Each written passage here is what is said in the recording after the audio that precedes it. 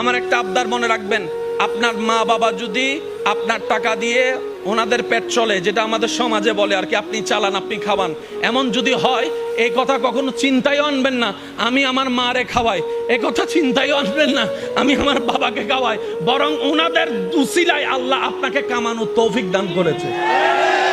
মনে রাখবেন, মা বাবার জন্য প্রতি মাসে আপনার সামর্থ্য অনুযায়ী কিছু খরচ রেখে দিবেন। জোরে জোরে জোরে। প্রত্যেক মাসে সন্তানের পক্ষ থেকে মার জন্য একটা আলাদা হাদিয়া দিবেন, বাবার জন্য একটা আলাদা হাদিয়া দিবেন। ওনাদের যেন চাইতে না হয়, বুক ফুলায় কাজ করেন। মার জন্য দেন, বাবার জন্য দেন। ঘরে বউ থাকলে বউকে বলেন, ও বউ, তোমার মা বাবা রেখে আসছো, আরেক মা বাবা এখানে আছে, আমি আমার জন্মদাতা মা বাবারও খেয়াল রাখবো। ওই মা বাবার কারণে যে তোমাকে পেয়েছি, ওই মা বাবারও খেয়াল রাখার চেষ্টা করব।